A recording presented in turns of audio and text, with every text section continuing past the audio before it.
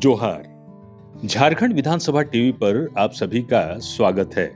सबसे पहले सदन समाचार के मुख्य बिंदु।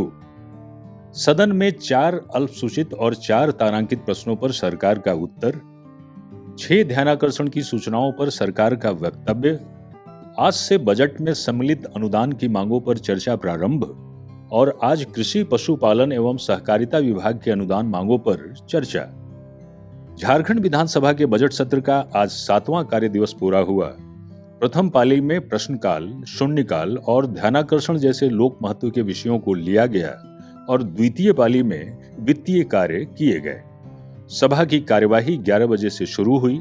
प्रश्नकाल के अंतर्गत आज प्रश्न वर्ग 4 में चयनित विभागों यानी कृषि पशुपालन एवं सहकारिता विभाग, जल संसाधन विभाग, खाद्य सार्वजनिक वितरण एवं उपभोक्ता मामले विभाग, महिला बाल विकास एवं सामाजिक सुरक्षा विभाग, अनुसूचित जाति, अनुसूचित जनजाति, अल्पसंख्यक एवं पिछड़ा वर्ग कल्याण विभाग और ऊर्जा विभाग के कुल 63 प्रश्न सूचीबद्ध थे।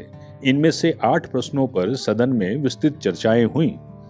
अल्पसूचित प्रश्न के तहत माननीय सदस्य श्री सरयू राय का वर्ष 2012 में सिकिदरी जल विद्युत परियोजना की मरम्मती में घोटाले के प्रश्न पर, श्री राजेश कच्छप का टीएसपी की राशि का विचलन और टीएसपी गाइडलाइन के उल्लंघन की जांच संबंधी प्रश्न पर, श्री जयराम कुमार महतो का राज्य में ई कल्याण छात्रवृत्ति योजना के भुगतान संबंधी प्रश्न पर और श्री अमित कुमार यादव का राज्य में बीज ग्राम केंद्रों की स्थापना के बाद भी सरकार द्वारा बीज क्रय नहीं करने संबंधी प्रश्न पर सदन में चर्चा हुई और संबंधित मंत्रियों द्वारा इन प्रश्नों का उत्तर दिया गया। तो मान के चलते हैं अगर केंद्र ने राशि का भुगतान नहीं किया तो आप स्पष्ट शब्दों में कह दीजिए कि ओबीसी छात्र छात्राओं को स्कॉलरशिप नहीं मिलेगा। बस हम इतना जानना चाहते हैं, अगर केंद्र ने राशि का भुगतान नहीं किया तो आप देंगे कि नहीं देंगे, एक लाइन में कह दीजिए। काहे इतना विवाद खड़ा करना, छात्र राजनीति में क्यों पिसेंगे? एक लाइन में, अगर केंद्र ने राशि का भुगतान नहीं किया तो आप देंगे या नहीं देंगे? माननीय मंत्री महोदय। माननीय मंत्री जी, सर क्लास 1 से 8 तक कोई प्रॉब्लम नहीं है ओबीसी का, क्योंकि सारा पैसा स्टेट देती है। प्रॉब्लम सर 9 और 10 और पोस्ट मैट्रिक का है, और इस दोनों में 60-40 का रेशियो है। अब कानून बना है तो अब बना है सर, तो हम लोग तो वेट करते हैं, और इसीलिए हम मंत्री जी के पास भी गए, भारत सरकार के पास, और उनको सारा आंकड़ा भी बताए कि आप हमको देंगे तभी मेरा बजट का पैसा है तो खुलेगा।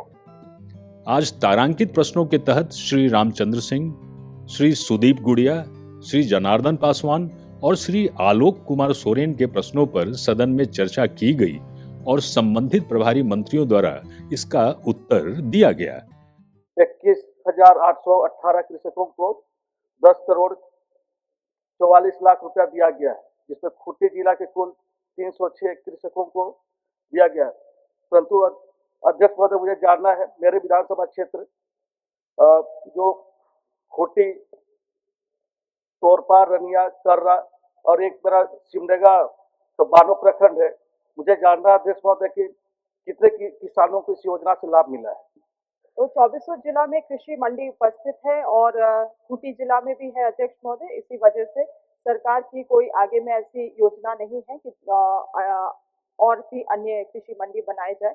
मगर मैं माननीय सदस्य का भावना से अवगत हूँ। मुझे लगता है वो चाहते हैं, क्योंकि मैं भी पिछले कुछ महीनों पूर्व तोरपा का हमने विजिट किया था और वहाँ पे सही मायने में बहुत सारे अधिक सब्जी उत्पादक हैं और उनको सब्जी मंडी की आवश्यकता पड़ती होगी। अध्यक्ष महोदय, मैं माननीय सदस्य को आश्वस्त करती हूँ कि अगर वो अपने तरफ से ऐसी कोई सब्जी मंडी को ईयरमार्क करके हमें देते हैं जिसे आगे विकसित करने से वहाँ के किसानों को लाभ होगा, जो एक सेंट्रल पॉइंट की तरह होगा, तो निश्चित रूप से विभाग अपने तरफ से वहाँ पे शेड, पैक हाउस, गोडाउन, अन्य चीजों का निर्माण कर सकती है। अध्यक्ष, आज शून्यकाल की स्वीकृत सभी 25 सूचनाओं को सदन में पढ़ा गया। इस समस्या के निराकरण हेतु सामुदायिक स्वास्थ्य केंद्र मनोहरपुर में स्वगृह निर्माण हेतु सदन से मांग करता हूँ। बलिया प्रखंड में एक भी स्टेडियम नहीं होने से वहाँ के बच्चों को खेल कूद में काफी कठिनाइयों का सामना करना पड़ता है। अतः बलिया प्रखंड के कस्तूरबा विद्यालय मैदान में स्टेडियम निर्माण की मांग सदन के माध्यम से सरकार से करता हूँ। मिल फैक्ट्री में हजारों की संख्या में कार्यरत मजदूर एएसआई मदों से चिकित्सा से वंचित है।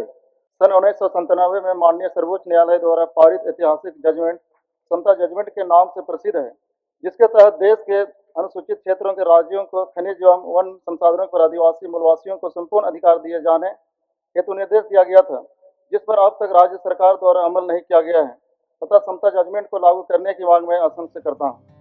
बात ध्यानाकर्षण की सूचनाओं की करें तो पिछले कई दिनों से स्थगित सूचनाओं को मिलाकर आज कुल 16 सूचनाएं सूचीबद्ध थीं।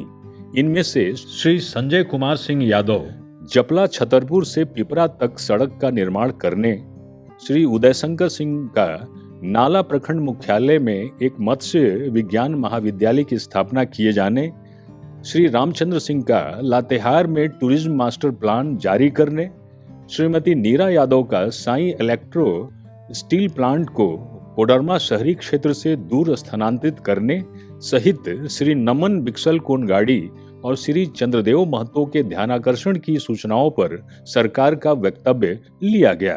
धन्यवाद। ध्यानाकर्षण की सूचनाएं। अध्यक्ष महोदय, उत्तर मिला है और मंत्री जी पर और सरकार पर पूरा भरोसा है कि वहाँ के लोगों के कोई दिक्कत नहीं होगी जो हमने ध्यानाकर्षण दिया है। इसी के साथ साथ सरकार को और माननीय मंत्री जी को धन्यवाद देते हुए जमीनों का अवैध हस्तांतरण हो रहा है, जिसके कारण आदिवासी समुदायों का अनुपात घट रहा है, जिससे राजनीतिक और सामाजिक संकट खड़ा हो रहा है। विभाग से जिस तरह का वो अपेक्षा चाह रहे हैं कि हमारे पास जो प्रोविजंस है विभाग में, जैसे CNT एक्ट से आच्छादित है ये क्षेत्र, आदिवासी क्षेत्र, उसमें जमीन के क्रय विक्रय, उनके विचलन और उनके प्रबंधन का अलग से व्यवस्थाएं की गई है CNT एक्ट। तो विभाग CNT एक्ट के दायरे में ही कोई काम करती है और उन नियम और उन धाराओं के तहत ही काम करती है। अलग से राजस्व विभाग के पास में ऐसे कोई व्यवस्था नहीं है कि उन सारी चीजों को देख करके उस पर कोई नए रूप से कानून बना के उसको रोक देता है। अब बात सदन की दूसरी पाली में वित्तीय कार्य की करते हैं। वर्ष 2026-27 के वार्षिक आय व्ययक में सम्मिलित अनुदान की मांगों पर आज से चर्चा प्रारंभ हुई। आज कृषि पशुपालन एवं सहकारिता विभाग के अनुदान मांगों पर सदन में चर्चा हुई एवं सरकार का उत्तर तथा मतदान हुआ।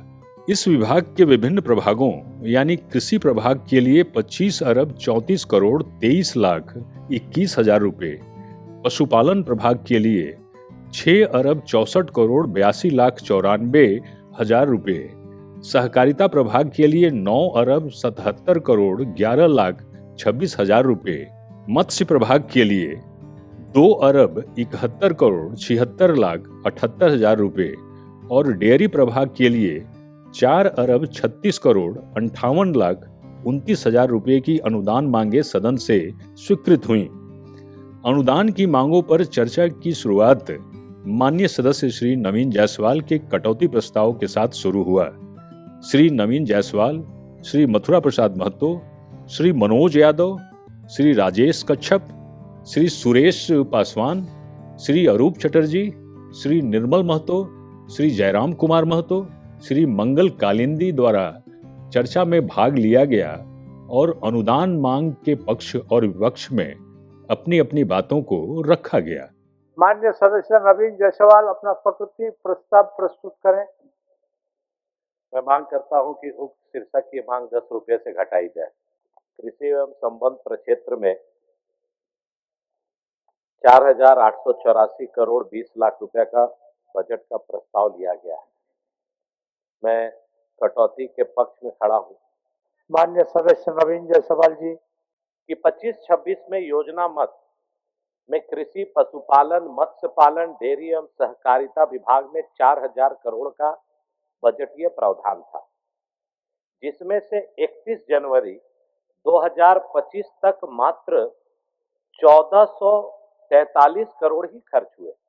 अध्यक्ष महोदय, आज जो स्थिति है, नगड़ी प्रखंड में 8,000 क्विंटल का लक्ष्य के एवज में 15 फरवरी 2026 तक 1,700 क्विंटल धान उठा हुआ।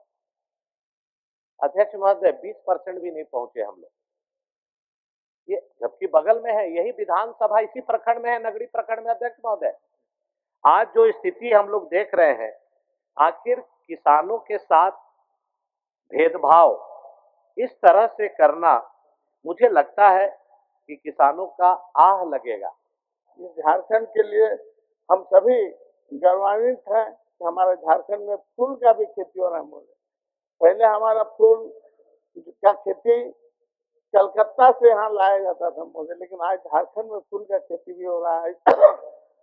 जैसा कि कल माननीय वित्त मंत्री बता भी रहे थे कि मछली पालन में भी आज हमारा झारखंड प्रदेश जो है आत्मनिर्भर हुआ।